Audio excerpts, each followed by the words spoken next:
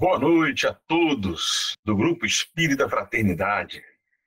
Estamos aqui mais uma vez muito felizes com o convite para fazermos uma palestra sobre o tema do Livro dos Espíritos, capítulo 9 da segunda parte, da intervenção dos espíritos no mundo corporal.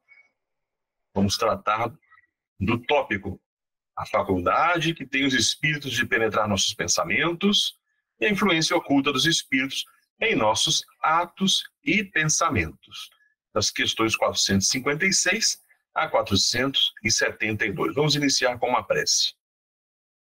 Nesse momento, nós elevamos o pensamento a Deus, a Jesus, nosso mestre, a espiritualidade amiga, que nos guarda e nos acompanha, para que tenhamos uma noite com uma palestra proveitosa, que nos capacite a pensar, a refletir sobre aquilo que nos trazem os espíritos, que permita fundar cada vez mais a nossa fé sobre a razão, a fé raciocinada, que nos dará forças para darmos passos mais firmes diante das vicissitudes da vida, e assim possamos praticar cada vez mais o amor, o perdão, a humildade, a caridade. Movidos por esse objetivo, iniciamos a palestra de hoje, graças a Deus.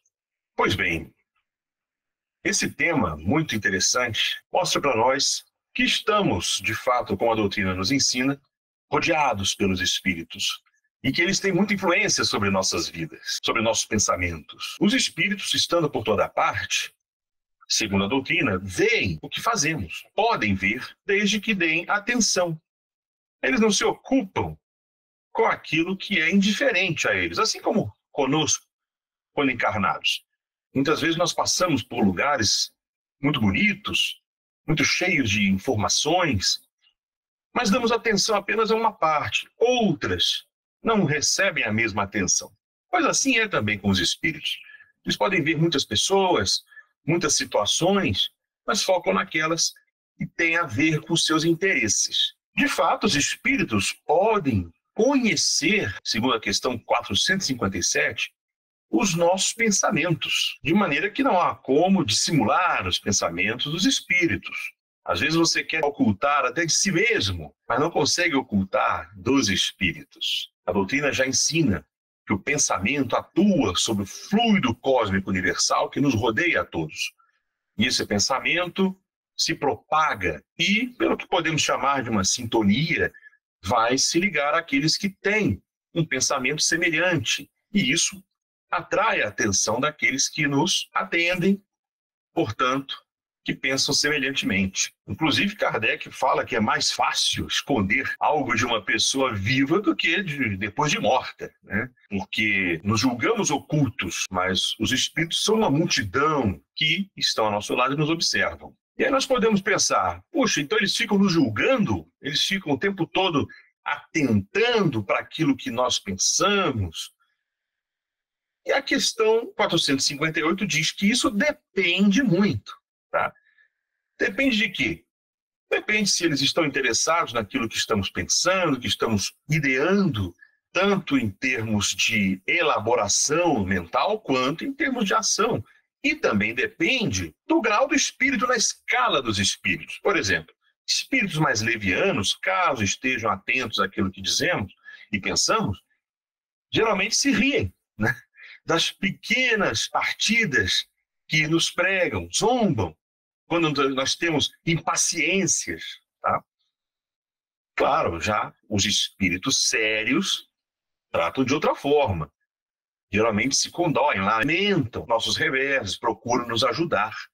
Certo? Então, não quer dizer que toda hora nós estamos sendo perseguidos, né, e vigiados pelos espíritos. Quer dizer que não dá para nos ocultarmos deles se eles quiserem prestar atenção naquilo que dizemos ou pensamos, ou mesmo fazemos. Então, além deles conhecerem, né, deles terem condição de acessar pensamentos conforme o seu interesse, dependendo de quem eles são, também nós temos aqui a doutrina ensinando sobre a influência dos espíritos nesses nossos pensamentos e nossos atos.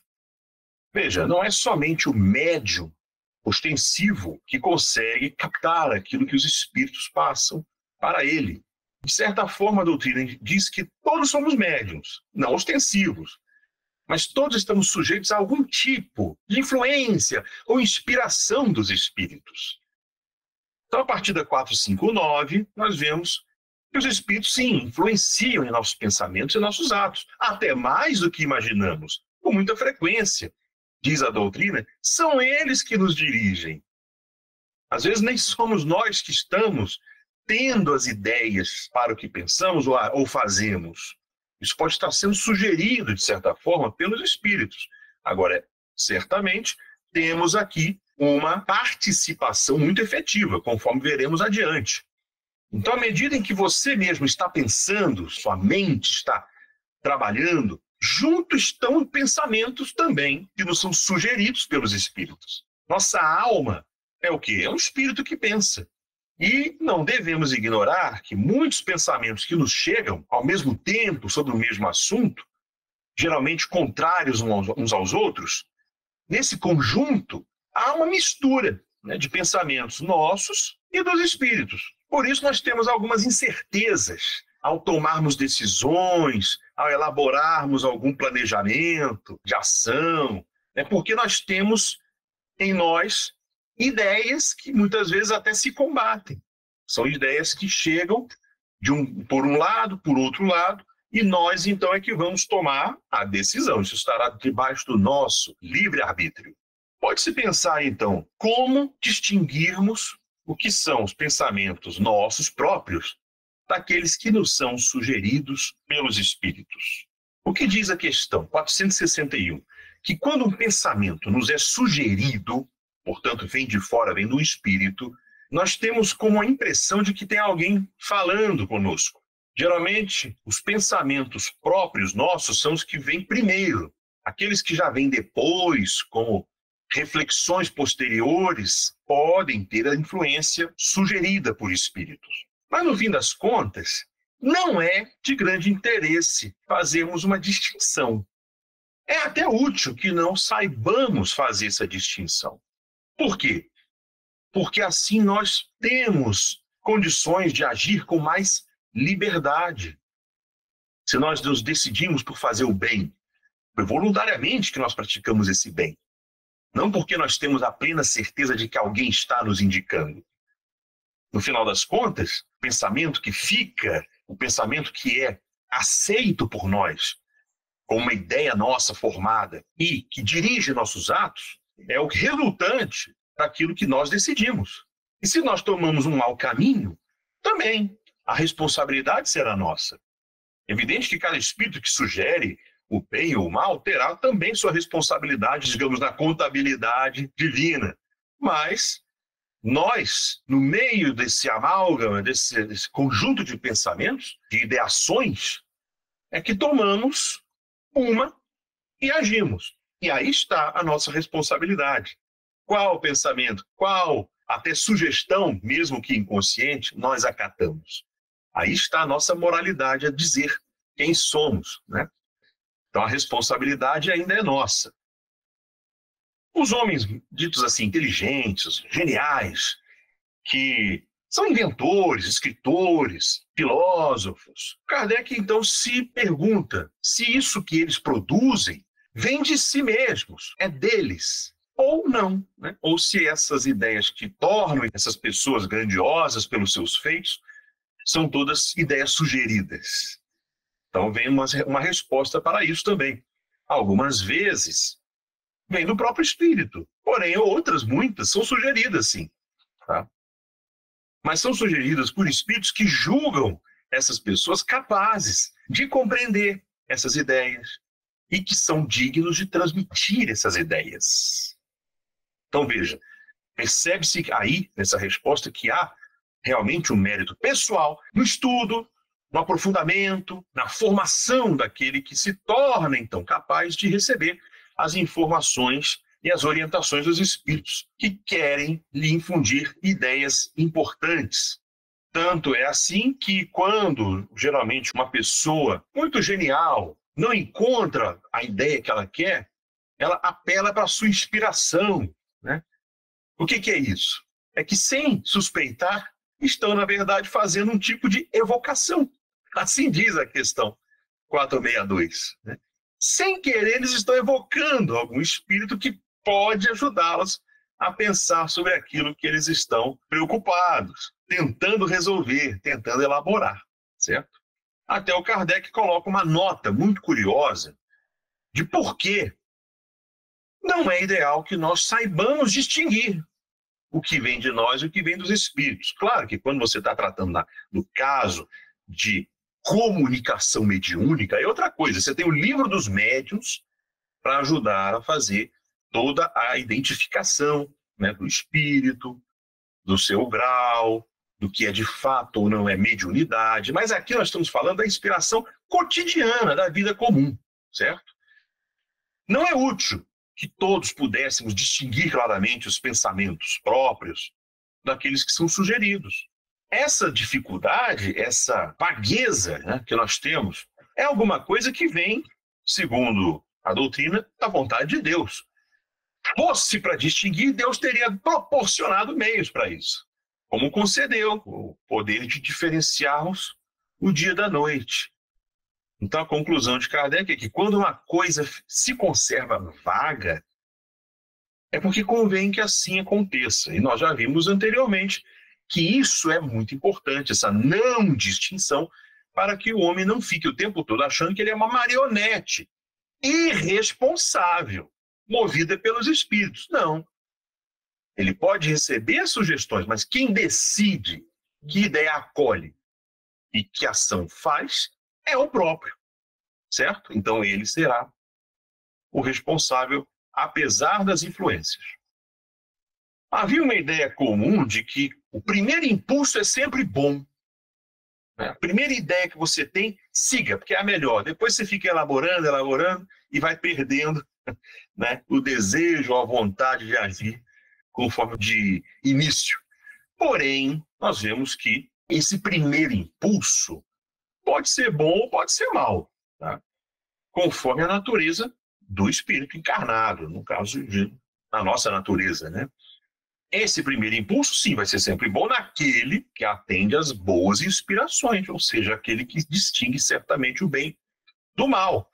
Portanto, quanto mais elevado na escala espírita, digamos assim, mais facilmente o espírito poderá ceder aos seus impulsos, porque eles serão, em maioria, bons impulsos, certo? Se, por um lado, não conseguimos distinguir com clareza quando um pensamento nos é sugerido e quando ele é nosso, pode haver ainda a preocupação de distinguirmos se o pensamento que é sugerido vem de um bom espírito ou de um mau espírito. E isso, sim, é possível discernir, tá? Independente de você saber se vem ou não de um espírito, o que diz o Livro dos Espíritos? Para nós estudarmos caso a caso. Todo bom espírito só aconselha para o bem. Então, se foi alguma coisa má que foi aconselhada, obviamente não será de um bom espírito. Isso aí já falava Jesus, né? Que você não pode colher figos de uma videira, né? Então, conforme a árvore é boa, os seus frutos serão bons também. Então, se o fruto é bom, a árvore é boa. Se o pensamento, o conselho é bom, o espírito é bom. E para discernir o bem do mal, aí cabe a nós. Aí cabe ao nosso estudo. E esse discernimento, então, ele vai melhorando ao longo do tempo, conforme nós vamos acumulando experiências, conhecimentos, sabedoria. Porque com a sabedoria nós podemos distinguir melhor o bem do mal. Isso não vai ser feito por Deus, pelos espíritos, no nosso lugar. Não, isso é responsabilidade nossa. Saber separar as coisas, saber identificar o que é correto e o que é errado. A elevação moral tem a ver com esse tipo de capacidade em nós, certo?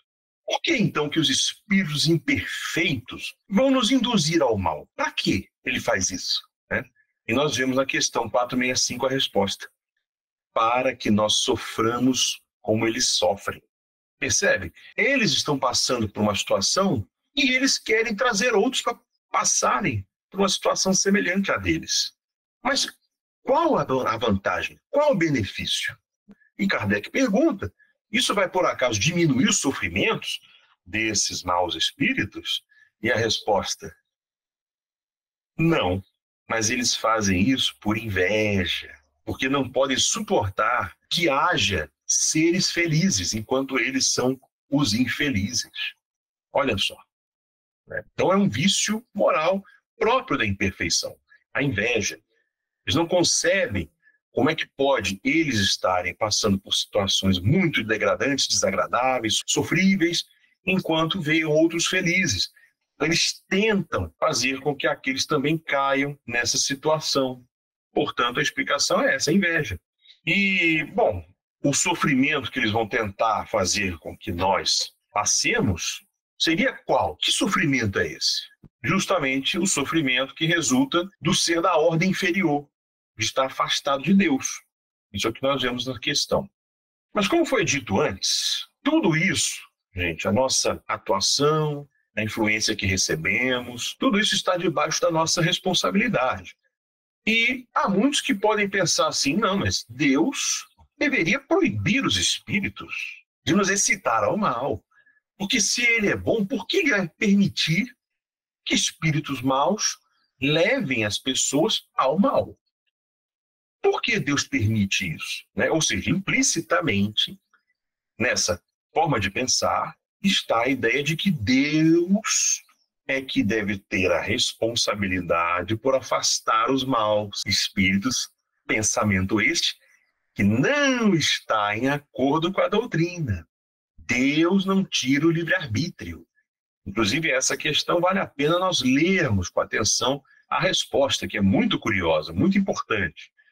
Os espíritos imperfeitos, questão 466, são instrumentos próprios para pôr em prova a fé e a constância dos homens na prática do bem.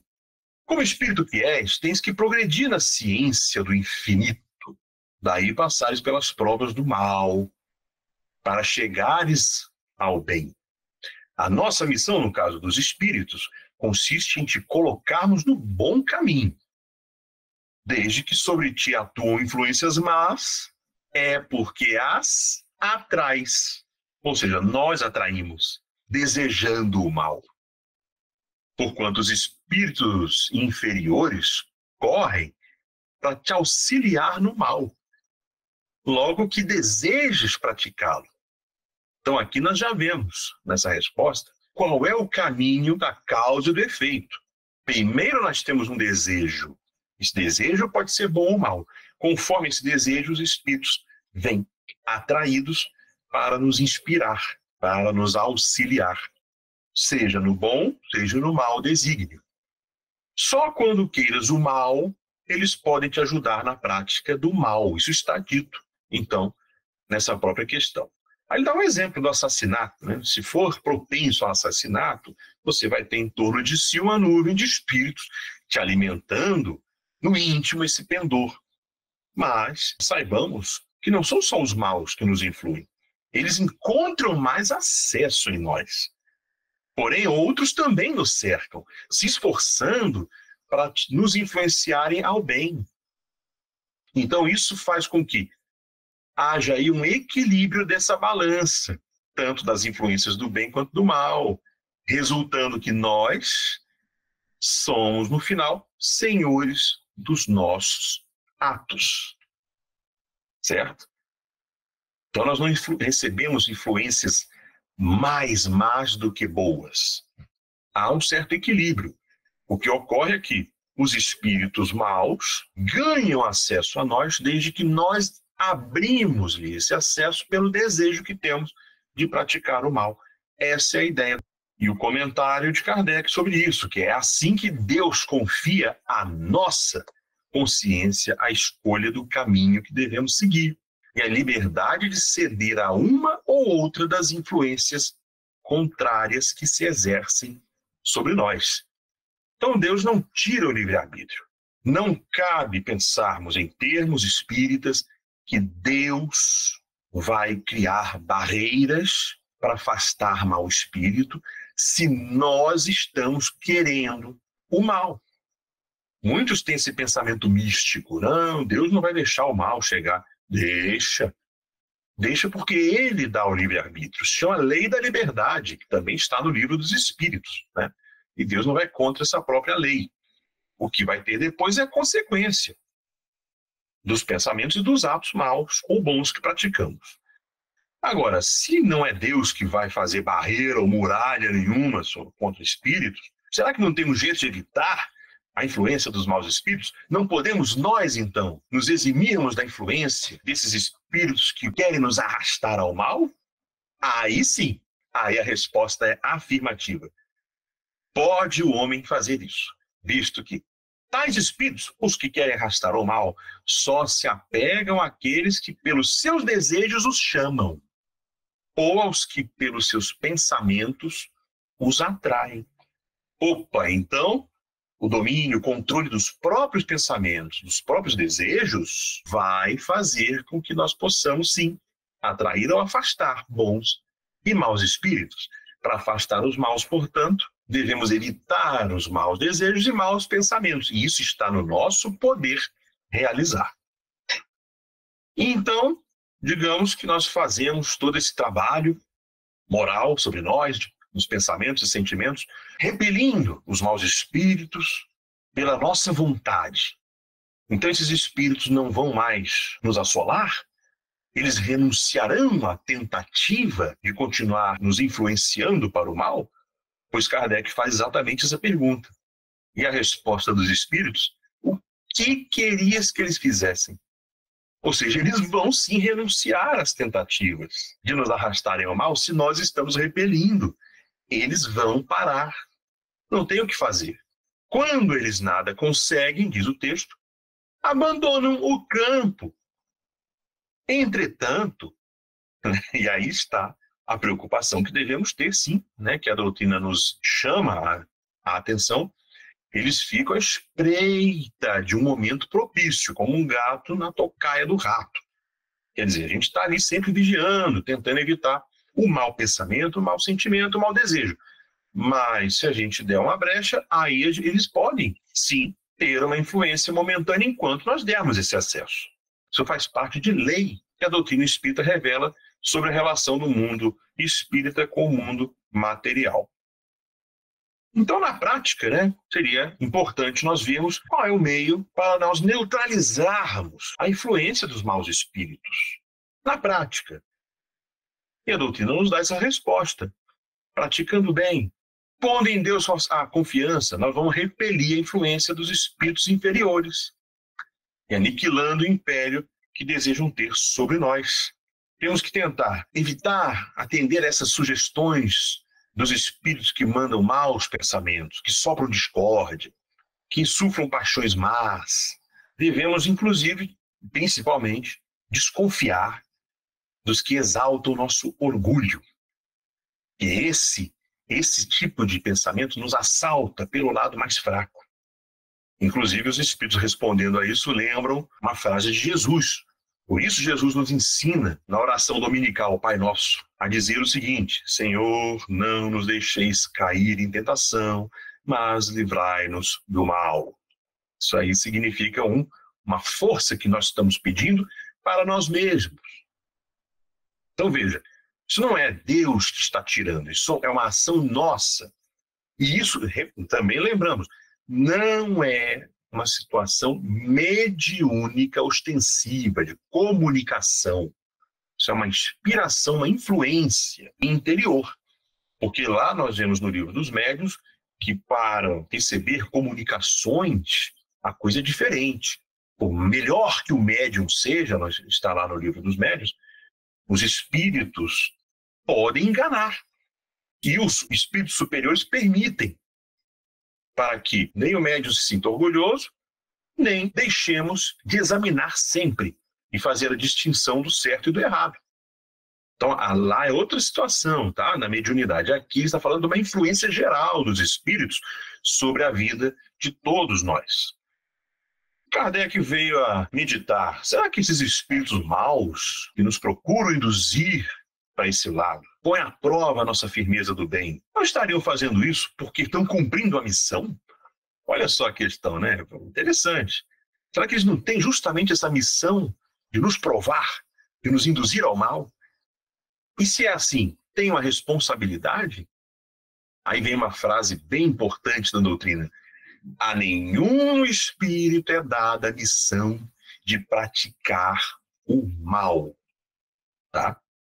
Quem faz age por conta própria e sujeita-se então às consequências. Deus pode permitir que assim esse espírito proceda para nos experimentar, mas ele nunca obriga, ele nunca determina: você vai fazer o mal. Ele permite por quê? Para não retirar o livre-arbítrio de ninguém, nem dos bons nem dos maus, nem dos encarnados, nem dos desencarnados. Mas ele não força ninguém a fazer o mal. Tá? Não há missão para o mal. Então compete, veja bem, dito ainda mais uma vez, compete a vós, pois, repelir o espírito que induz ao mal. Está nas nossas mãos. Por isso a doutrina nos ensina tanto. Chegando aí ao final, nós temos algumas interessantes reflexões sobre situações que podem ocorrer durante a vida. Às vezes aparecem em nós sensações como angústia, ansiedade, meio indefinível, né? Ou até uma satisfação íntima, sem saber por quê, sem conhecer a causa disso.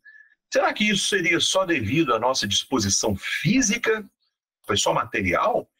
Então Kardec lança essa questão aos espíritos e vem a resposta, que isso, na verdade, quase sempre é efeito das comunicações, em que inconscientemente entramos com os espíritos, ou até daquelas que nós tivemos com ele durante o sono.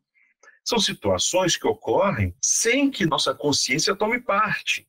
Então é alguma influência ainda que pode estar ocorrendo aí dos espíritos conosco, tanto para o lado da ansiedade ou da angústia, quanto também para a satisfação íntima. Né? Interessante, curiosa essa questão. E por último, nós temos o tema da circunstância para nós sermos arrastados ao bem ou ao mal. Os espíritos, então, que queiram, como já foi dito antes, nos atrair para o mal, podem se aproveitar de alguma situação para nos atrair? Ou será que eles podem criar a situação para nos facilitar a prática do mal? Essa é uma questão importante. Eles podem criar situações, circunstâncias, ou só aproveitam as situações que já estão dadas para nos levar ao mal? Bem, as duas coisas podem acontecer. Nós vemos aqui na questão 472.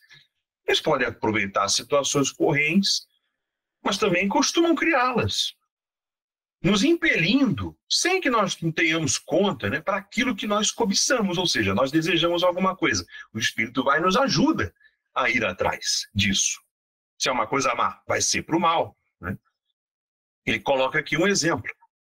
Um homem encontra um certo dinheiro no meio do caminho. Então, digamos que ele tem uma cobiça ao ver esse dinheiro. É claro que não devemos pensar que são os espíritos que levaram o dinheiro ali. Tá? Então ele não criou a situação desse jeito, armando um palco. Não é dessa forma.